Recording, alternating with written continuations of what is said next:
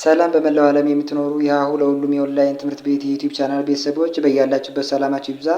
ሀሁ ለሁሉም የኦንላይን ትምህርት ቤት አማርኛ፣ እንግሊዝ፣ ሂሳብ እንዲሁም የተለያዩ የማህበራዊና የተፈጥሮ ሳይንስ የትምህርት አይነቶችን ብቃት ባላቸው አስተማሪዎች 24 ሰዓት የማስተማራት አገልግሎት እየሰጠ ይገኛል። ቪዲዮ ላይ ባስቀመጥነው ስልካችን በኢሞ፣ በቴሌግራም፣ በዋትሳፕ ይደውሉልን። በተመቻችሁ ሰዓት የምትፈልጉትን የትምህርት አይነት እናስተምራለን።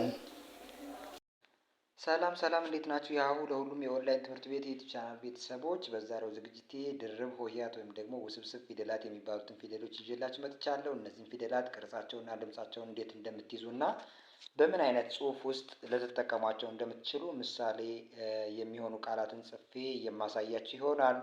አብዛኞቻችሁ የተለያዩ የአማርኛ ፊደላትን ሙሉ የአማርኛ ፊደላትን አውቃችሁ ግን በእነዚህ ውስብስብ ፊደላት ምክንያት ለማንበብና ለመጻፍ የተቸገራችሁ ልጆች አላችሁ። ወይም ደግሞ አልፎ አልፎ እነዚህ ፊደላት ሲመጡ እነዚህን አላቃቸውም የምትሉ ልጆች አላችሁ። ስለዚህ እነዚህን ፊደሎች ዛሬ ማወቅ አለባችሁ ማለት ነው። ስለዚህ ይህንን ለማወቅ ደግሞ እስከ መጨረሻው ከኔ ጋር አብራችሁ ተከታተሉ።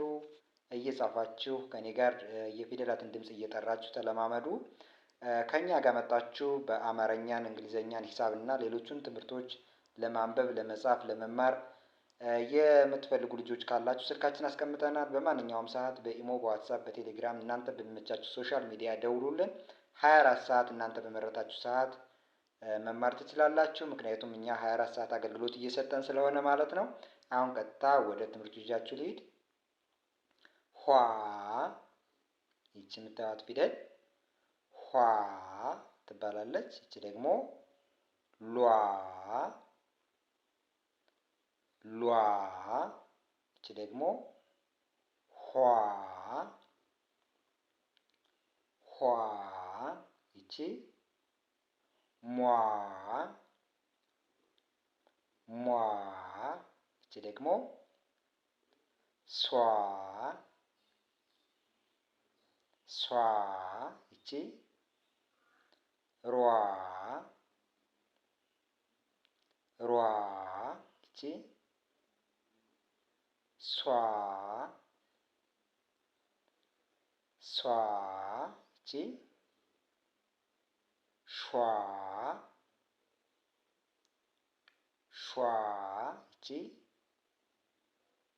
ቋ ቋ ይቺ ደግሞ ቧ ቧ ይቺ ቧ ቧ ይቺ ቷ ቷ ይቺ ቿ ቿ ይቺ ኗ ኗ ይቺ ኟ ኟ ይቺ ኳ ኳ ይቺ ኋ ኋ ይቺ ዟ ዟ ይቺ ደግሞ ዧ ዧ ይቺ ዷ ዷ ይቺ ደግሞ ጇ ጇ ይቺ ጓ ጓ ይቺ ጧ ጧ ይቺ ይቺ ፖ ፖ ይቺ ደግሞ ጿ ጶ ጶ ነው የምትባለው። ስለዚህ ይቺ ጶ ፖ ጧ እና እነዚህን እያንዳንዳቸውን አሁን ደግሞ በምን አይነት ጽሑፍ ውስጥ ልትጠቀሟቸው እንደምትችሉ ቃላትን እየጻፍኩ ላሳያችሁ። እስከ መጨረሻው አብራችሁ የተከታተሉ። ይችን ማን ነበር ያልናት? ኋ ነው ያልናት። ኋ። አሁን ይችን ፊደል ኋ ኋላ ኋላ ኋላ ብሎ ለመጻፍ ይችን ፊደል እንጠቀማለን ማለት ነው። ኋላ። ይችን ማን ነበር ያልናት? ይች ፊደል ማን ነበረች? ሏ ነው ያልናት። ሏ ባ ሏ። ስለዚህ ባሏ ለማለት ይችን ፊደል እንጠቀማለን ማለት ነው። ባ ሏ ባሏ። ይችን ማን ነበር ያልናት? ኋ ኋ። እሺ ሰጠኋት ሰጠኋት ሰጠኋት ለማለት ኋ የሚባል ፊደል እንጠቀማለን። እሺ ይችን ማን ነበር ያልናት? ይቺ ሟ ሟ ነበር ያልናት። ስሟ ስሟ ብለን ለመጻፍ ይችን ሟ የምትባል ፊደል ተጠቀምን። ይችን ማን ያልናት? ማን ነበረች ይቺ? ሷ ሷ ነው የምትባለው። እሷ እሷ ለማለት ይችን ሷ ተጠቀምን። ይቺ ማነች? ማን ነበር ያልናት በፊት? ሯ ናት። ሯ ሯ። እሺ ይቺ በሯ በሯ ብሎ ለመጻፍ እንጠቀምባታለን። በሯ። እሺ ይቺ ሿ ሿ ናት። ለምሳሌ ይችን ትንሿ ብሎ ለመጻፍ ሿን እንጠቀማለን። ትንሿ ትንሿ። እሺ ይቺ ማነች? ቋ ቋ። ስለዚህ ይህን ቋ ፊደል ለምሳሌ ተቋም ብለን ስንጽፍ እንጠቀመዋለን። ተቋም ተቋም ተቋም። እሺ ይቺ ማነች? ቧ ቧ። ስለዚህ ቧንቧ ቧንቧ ብለን ለመጻፍ ይህን ቧ ፊደል እንጠቀማለን። ቧንቧ። እሺ ይቺ ማነች? ቷ ቷ ነች። ይህን ፊደል አባቷ አባቷ ብለን ለመጻፍ አባቷ ብለን ለመጻፍ ይህን ቷ ተጠቀምን። ለምሳሌ ይችን ማለት ነው። እሺ ይቺ ማነች? ቿ ቿ ነች። እህቶቿ ሲል ይችን ቿ ተጠቀምን። ለምሳሌ ቿ።